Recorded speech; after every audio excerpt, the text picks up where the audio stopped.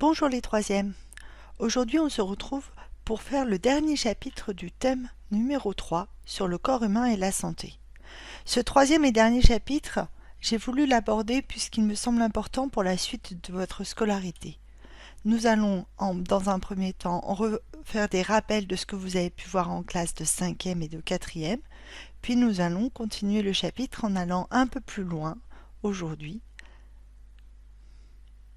Introduction, à ne pas noter dans votre cahier.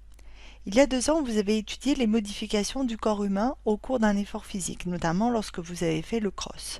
Et l'année dernière, vous avez étudié le fonctionnement du système nerveux. Cette année, nous allons nous intéresser aux différentes façons d'améliorer les performances sportives en étudiant l'effet de l'entraînement et du dopage sur l'organisme. Sur votre cahier, je vous demande de prendre une nouvelle page et d'écrire le titre du chapitre numéro 3, l'amélioration des performances sportives, les effets de l'entraînement et du dopage sur le système nerveux. Tout d'abord, nous allons faire des petits rappels de ce que vous avez vu en classe de 5e. Ceci n'est pas à noter dans votre cahier. Je vous distribuerai la feuille correspondant à ce schéma où je vous la mets en pièces jointes via Pronote pour que vous puissiez, si vous avez une imprimante, l'imprimer, la découper et la coller. Rappel de 5e. On a vu en 5e qu'il existait différentes modifications du corps au cours d'un effort physique. La première modification, elle se fait au niveau des poumons. Qu'est-ce qui se passe au niveau des poumons lorsque l'on fait un effort physique? On a une augmentation de ce qu'on appelle la fréquence respiratoire. Rappelez-vous, c'est le nombre d'inspirations ou d'expirations par minute. Pourquoi on a cette augmentation? Pour permettre d'augmenter la quantité de dioxygène qui peut passer dans le sang pendant la même période. Ainsi, nos muscles vont pouvoir avoir notamment davantage de dioxygène. On a aussi une modification au niveau du cœur. On a une augmentation cette fois-ci de ce qu'on appelle la fréquence cardiaque, c'est-à-dire le nombre de battements du cœur par minute, ce qui permet de faire circuler le sang de manière plus vite dans les vaisseaux sanguins et donc d'augmenter les échanges entre le sang et les organes. Et enfin, l'organe qui est évidemment mis en action lorsque l'on fait un effort physique, ce sont les muscles. Au niveau des muscles, on a aussi une augmentation des apports en dioxygène et en nutriments. Le glucose qui est dans les muscles sous forme de glycogène va être utilisé par le muscle au moment de l'effort. Cela permet au muscle de fabriquer davantage d'énergie dont il a besoin lorsqu'il fait un effort physique. Petit rappel de 4e cette fois-ci, à ne pas noter non plus. On a vu en 4e que les muscles étaient contrôlés par le système nerveux, qui est lui-même composé de nerfs et des centres nerveux, le cerveau et la moelle épinière. Que les messages nerveux sont traités par le cerveau, puis vont circuler en direction des muscles sous forme d'un message nerveux moteur, envoyé directement aux muscles par des nerfs moteurs.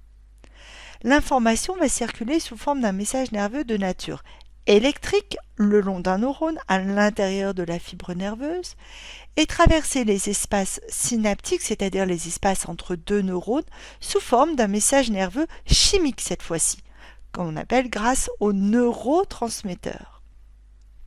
Nous avions terminé le chapitre de 4e en apprenant qu'à l'extrémité d'un nerf, dans un muscle, il existait un point de contact entre le nerf moteur et les cellules musculaires que l'on appelle la jonction neuromusculaire.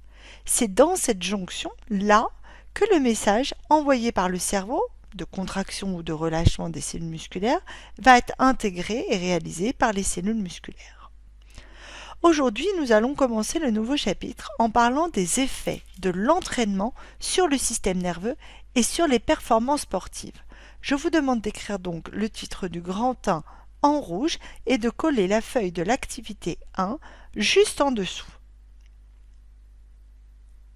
Si vous n'avez pas de quoi imprimer votre feuille, laissez de la place, je vous distribuerai dès que nous nous reverrons. Nous allons chercher dans cette activité à comprendre quel est l'effet de l'entraînement sur le système nerveux et sur les performances physiques. Je vous laisse quelques minutes pour écrire vos propres hypothèses, c'est-à-dire vos idées de réponse à cette question. Finalement, est-ce que l'entraînement est bénéfique ou pas sur le système nerveux? Est-ce qu'il a un rôle? Et est-ce qu'il a un rôle sur les performances physiques? Pour répondre à cette question, nous allons étudier différents documents, différentes formes de documents, et nous allons finalement élaborer un schéma qui permettra de comprendre si oui ou non l'entraînement a un effet sur le système nerveux et sur les performances physiques. Nous allons répondre donc au problème le plus précisément possible grâce aux différents documents qui sont fournis. Vous pouvez répondre sous la forme de votre choix, d'un texte, d'un tableau, d'un schéma, mais attention, pour réussir, il faut que la production explique les informations données de chaque document. Observons d'abord ensemble les documents, puis je vous laisserai quelques minutes pour réaliser votre production et je vous proposerai une correction. Le premier document que je vous propose d'analyser est un graphique qui montre la conséquence du surentraînement chez un sportif. Lorsque l'on est sous-entraîné, notre performance sportive n'est pas très importante. On observe que plus la charge d'entraînement va être importante, plus on va atteindre ici un palier qui concerne l'entraînement optimal. Si on dépasse cet entraînement optimal et que l'on fait du surentraînement, à ce moment-là, la performance va diminuer. Le surentraînement s'accompagne de symptômes psychologiques importants, état de stress permanent, troubles du sommeil et de l'humeur. Finalement, il n'est pas bon de se surentraîner et de faire trop d'entraînement. Un entraînement optimal est idéal pour avoir les meilleures performances. Regardons ce premier document. Il parle de la communication entre un neurone et une cellule musculaire. Le message nerveux est transmis aux muscles par l'intermédiaire d'un messager chimique. Rappelez-vous le neurotransmetteur. À l'extrémité du neurone, qui est ici coloré en orange, nous avons un bouton synaptique ou une synapse qui va libérer ce que vous observez ici en vert, les petites boules vertes, qui sont en fait des neurotransmetteurs. Et ce sont ces neurotransmetteurs qui vont atterrir au niveau de la cellule musculaire pour provoquer sa contraction ou son relâchement. Tout ceci correspond à ce qu'on appelle la jonction neuromusculaire, la communication finalement entre le neurone et la cellule musculaire. Regardons le document numéro 4.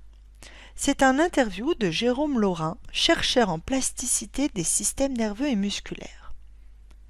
Les capacités physiques augmentent quand on s'entraîne.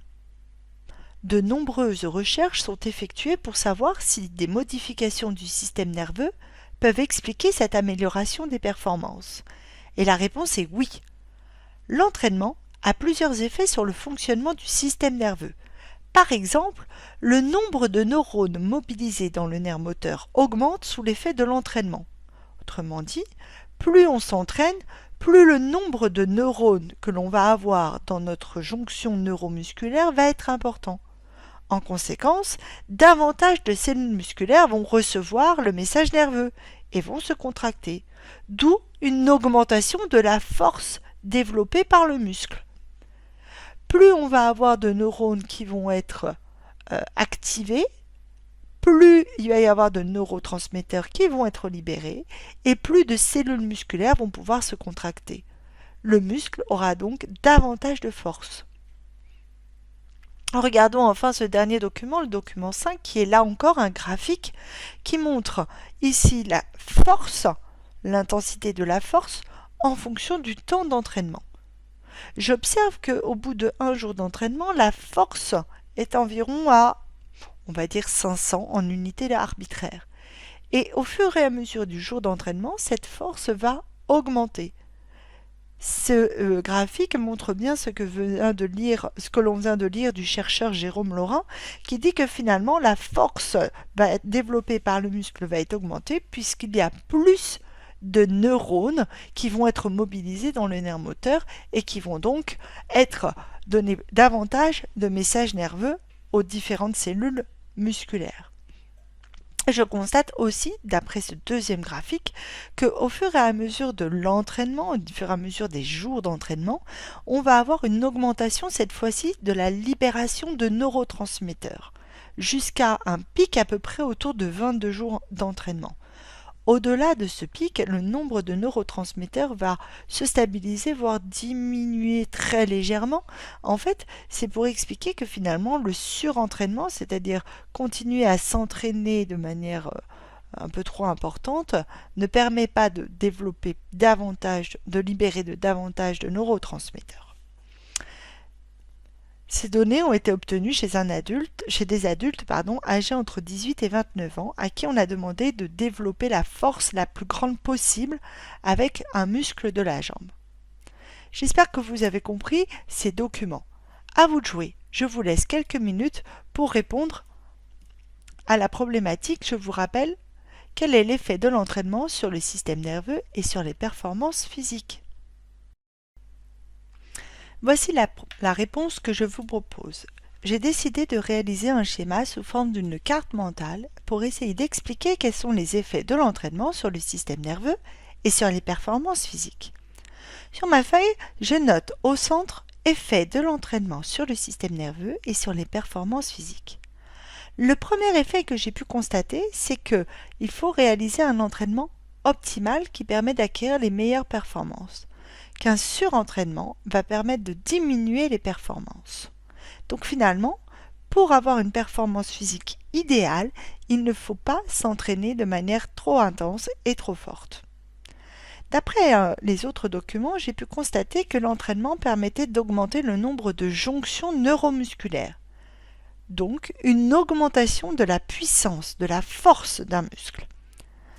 Le nombre de neurones et donc de jonctions neuromusculaires est augmenté lorsque l'on fait un entraînement physique.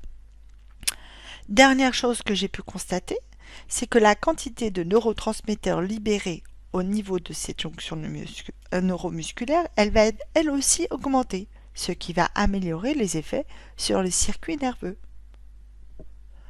N'oublions pas de noter un titre, carte mentale sur les effets de l'entraînement, sur le système nerveux et sur les performances physiques. Qu'est-ce qui est important à retenir? Bilan.